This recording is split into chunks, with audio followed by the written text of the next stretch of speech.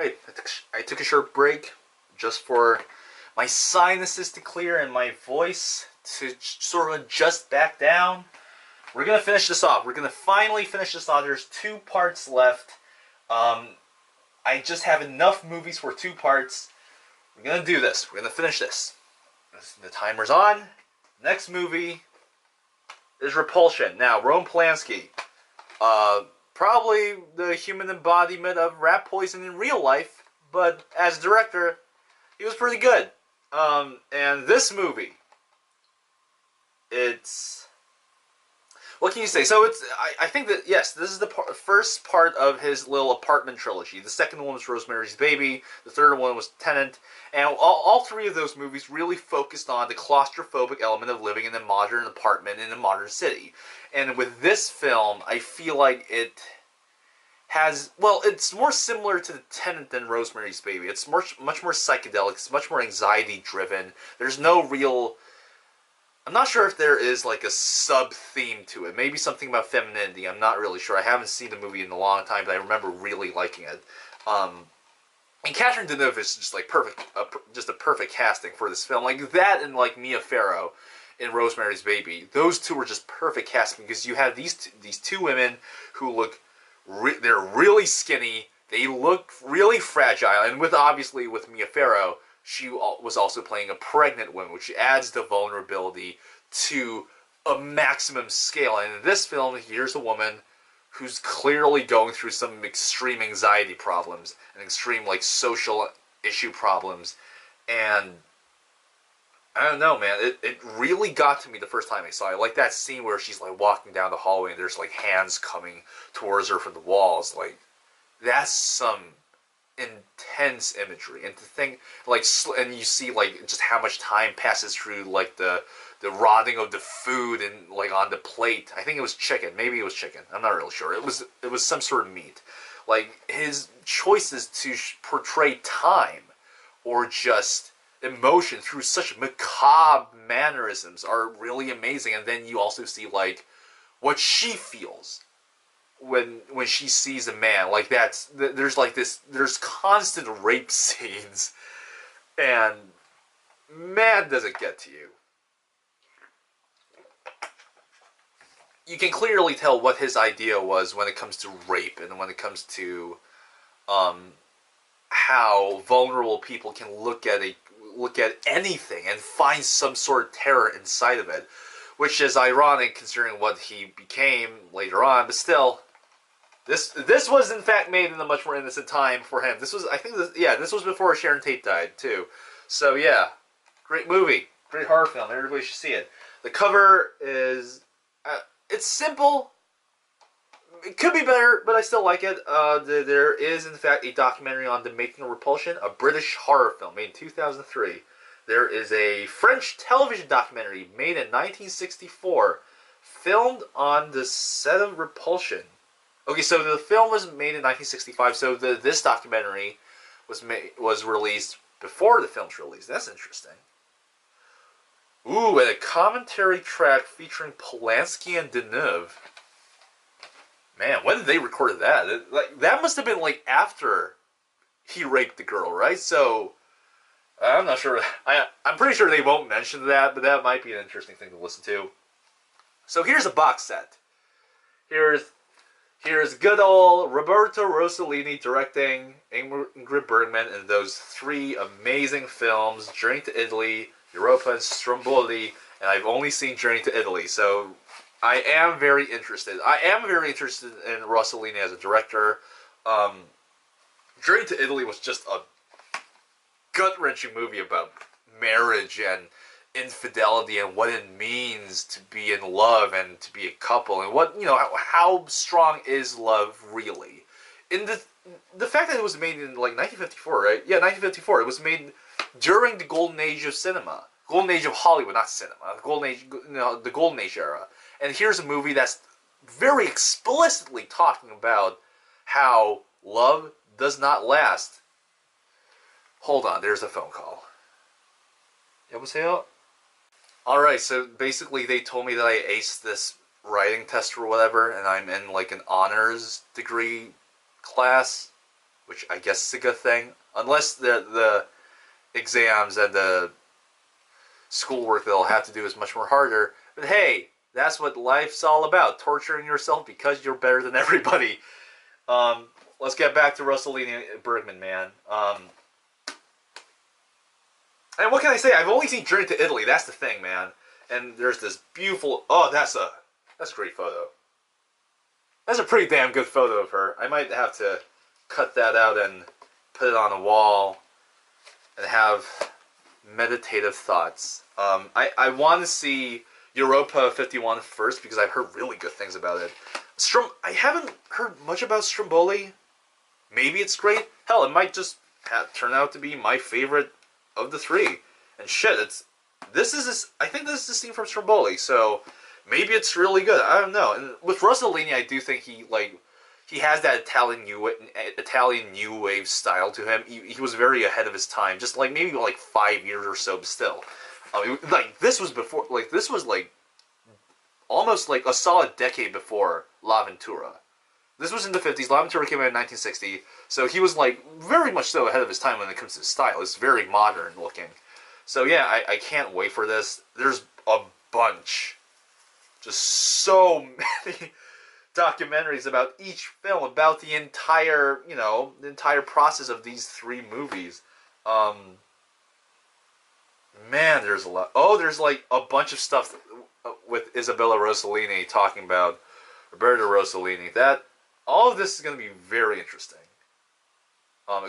Especially Isabella Rossellini talking about her father, one of the greatest Italian directors of all time. That's got to be some interesting stuff. Again, I can't get over this photo. This is really good. This is going to be... This is like a film study class in itself, just about Rossellini and Ingrid Bergman's style and whatnot, and a hindsight aspect to it all, because, his daughter, one of the most famous Italian actresses of all time, is also talking about her father's work. It's gotta be interesting, man. Gotta see it. So here's a no-brainer. Rosemary's Baby. I love Repulsion. I love this movie more. This is one of my absolute favorite movies, and I'm pretty sure a lot of people would agree with that when it comes to just how much they love this movie. And really, couldn't they have gone with any other image besides this? Honestly, this is one of the best movie posters ever. Hands down. Maybe my favorite. It's just such simple imagery. That carriage on the hill with her face, it's ominous already. And, man, I've talked about this movie so many times. So many times. I'm not even sure what I can even say about it. I've talked about the scene that scared me the most. I've talked about just how much I love everything about it. I already talked about this movie when I was talking about Repulsion. The fact that the movie works so much better because Mia Farrow not only is a really skinny, vulnerable looking woman, but she's also playing a pregnant woman. And the ending gets to me, and every single thing is so terrifying. The fact that she couldn't trust anybody. The fact that she might have the baby of the devil. That's a terrifying thing for any woman. So, and it terrified me, even though I'm never going to get pregnant. It's literally impossible for me to get pregnant. And it still scared the hell out of me. It's great. It's so good. God damn it. And it's got so much stuff here, where is it? There's a new documentary featuring Polanski and Mia Farrow. There's a documentary about the guy who made the music, Krzysztof Kometa. There's so much stuff here. It's great. Let's look inside. We haven't looked inside at any of these. There's the book was great. Everything's great. Love this movie. Everybody should see it. Everybody. If you haven't seen it, we can't be friends. And if you have seen it and if you don't like it, we still can't be friends. At least if you haven't seen it, there's a possibility of us becoming friends. You probably don't want to be friends with me anyways. I'm kind of an asshole. Here's another movie that I reviewed that I loved quite a bit. Rosetta, the Dardenne brothers. These guys make extremely calm and meditative films about the human condition. If you guys seen The Kid with a Bike, you know what I'm talking about. If you guys seen The Sun, you also know what I'm talking about. But with Rosetta, there is a more subdued subdued, youthful anger to it because it really is because the main performance done by, okay, what's the actress's name? Emily Dequin. I know it's French, but I can't read every goddamn name. I love this movie. Love it. There's not much to the special features here. I don't think there's there isn't making a documentary. There is some like interviews with the actress and the actor, some conversations between a film critic and the Dardenne brothers, and that's it. But it's almost impossible to find a good DVD of this movie in Korea, so that's why I bought it. It is a heart-wrenching movie. It really did get to me the first time I saw it. I think it was kind of like on the same level as My Own Private Idaho. If I make my favorite movies list again, this is easily going to be in the top 40, easy. At least top 50, top 50 is definitely, but top 40 maybe. It is really good. If you want to talk about like youthful the struggle of the youth, the struggle of the poor, the struggle of a person just trying to remain her humanity, to have some sense of a footing in life. This is it, man. This is the performance that this actress gives.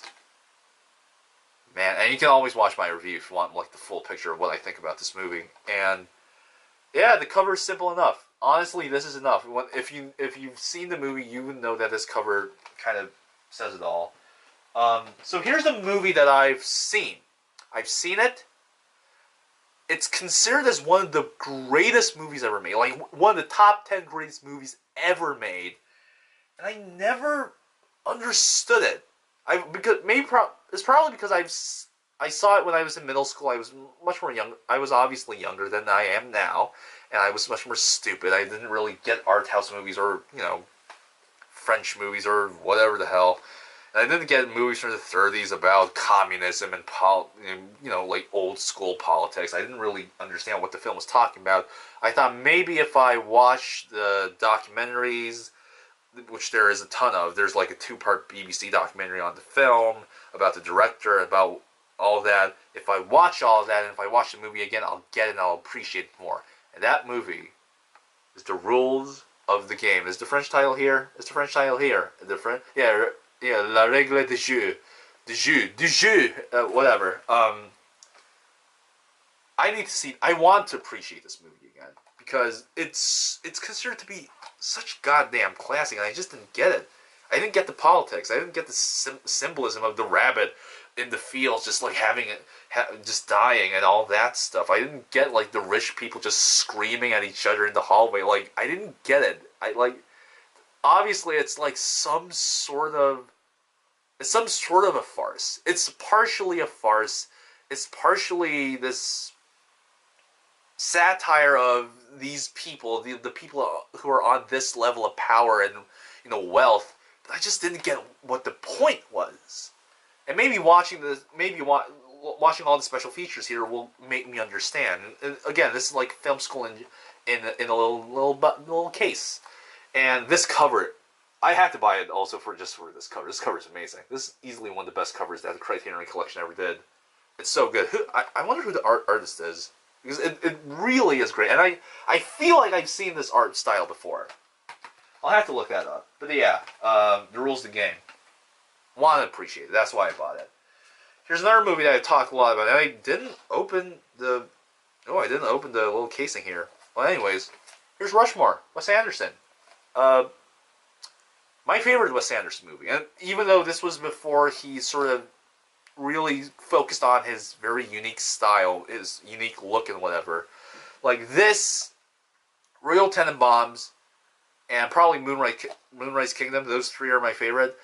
Not the biggest fan of the Grand Budapest Hotel. I feel like it's kind of overblown, even though, it's such a Wes Anderson movie, that one too. That's probably going to get into the Criterion Collection eventually. But still, this movie, it gets to me. It gets to me on a very personal level. There's also a review for this as well. When I see Max Fisher, I'm just like, that is me if I had more confidence. But everything else about that guy is totally me. And this is one of the best Bill Murray performances. It's so pathetic, but it's so human. There's never a point where you're like, you want to make fun of the guy. You're just like, man, this guy he needs some like actual human interaction in his life, man. He's fucking broken inside. And the fact that he interacts with this little kid and he's like, they treat each other like they're like actual friends, and they like do like petty little things towards each other. I love it. Love the comedy there. And yeah, there's like a lot of homages to like French New Wave style color schemes, or very much the screwball comedy dialogue, or action. That scene where Max Fisher is having dinner with his teacher, his teacher's boyfriend, played by Luke Wilson, I believe. Luke Wilson? Yeah, Luke Wilson. And there's Bill Murray also at the dinner table. And the way they have that conversation, it really does feel like a 30s screwball comedy. Yeah. Love this cover. It's simple. Love the style of it. I love any art style that seems like something that I can also draw. So yeah. Special bonus features. Let's see. Making a Rushmore. Great. Max Fisher players present theatrical adaptations of Armageddon, Out of Sight, and The Truman Show. Stage for the 1999 MTV Movie Awards. Ooh, okay. Charlie Rose interview with Wes Anderson, and Bill Murray's also in the interview. That's great. Kind of want to see that. Quite a bit. Yeah, Rushmore. You've probably seen it. If you haven't, watch it. If you think Wes Anderson's pretentious, this movie is probably going to be the one where you actually like it, because this is definitely not the Wes Anderson that we know now. And not that I hate his style. Like I said, I love Moonrise Kingdom and Royal Tenenbaums, but that is really my favorite. I feel like you can sense there's a lot of humanity that you can sense in the characters and the story. Maybe he had a crush on like a teacher that he had. So a lot of people might not understand why I bought the one that I'm going to talk about now, because there is a review of it on my channel. It's one of my most viewed reviews. I said I hated it. I said that I was disgusted by it. But you would know if you watched that review that I am very fascinated by the film. And the fact that it was made fascinates me much more than the film itself. So I want to see what the hell was the process of making this movie? What the hell was the process of the release? And I wonder if they're going to mention the fact that he got shot after this movie. And of course, I am talking about Salò. Yep, I bought it. I do want to see it again, just to see if my reaction has changed since the first time I saw it. It's been a while, so maybe I'll love it. Who knows? And man, there's so much stuff here, like a 33-minute documentary featuring interviews with the director and all those people. A 23-minute documentary with a bunch of other directors who like this movie. The End of Salò. A 40-minute documentary about the film's production. There's just so much stuff going on. So much stuff in this DVD about the film's production and whatnot. I want to see what the hell was going on when they made this movie. What the actors were thinking. What Pasolini was thinking. So, and this cover is great.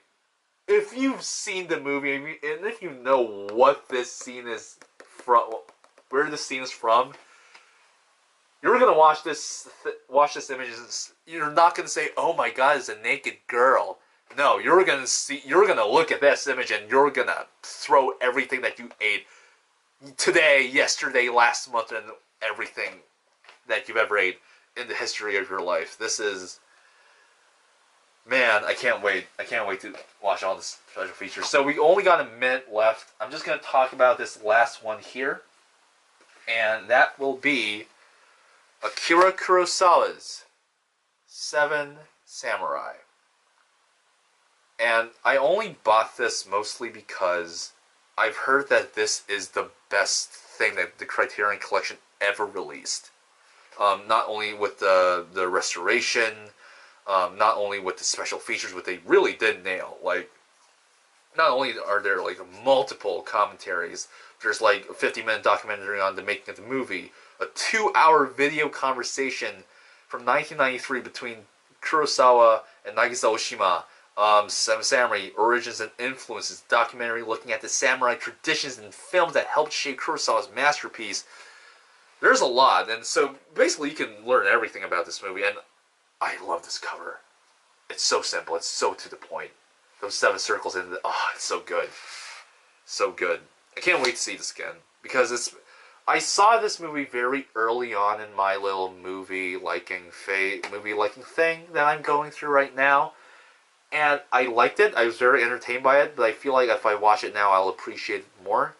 So yeah, Seven Samurai. What can you say? It's pretty damn good. I love just how vibrant the fighting scenes are. I love how they're shot. Like they like show multiple angles of the same scene, and then it all kind of comes together in that one collision of the two characters. And, it's so good, so good. All the scenes in the rain, again with Toshiro Mifune, like in this movie, like also he's like a fucking animal, man. He's so good.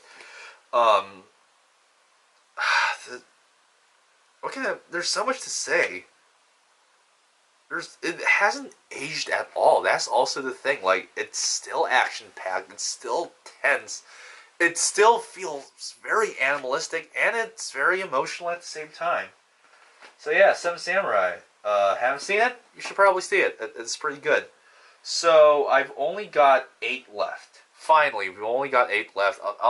I'll probably just talk about these 8 movies in the next one, just to finish this off. 8 parts is quite frankly enough. This has been like over 2 hours of me just talking about movies and DVD covers and special features. That's enough for anybody. So yeah, the next one is going to be the last part. Thank God for all of you who are watching. Bye.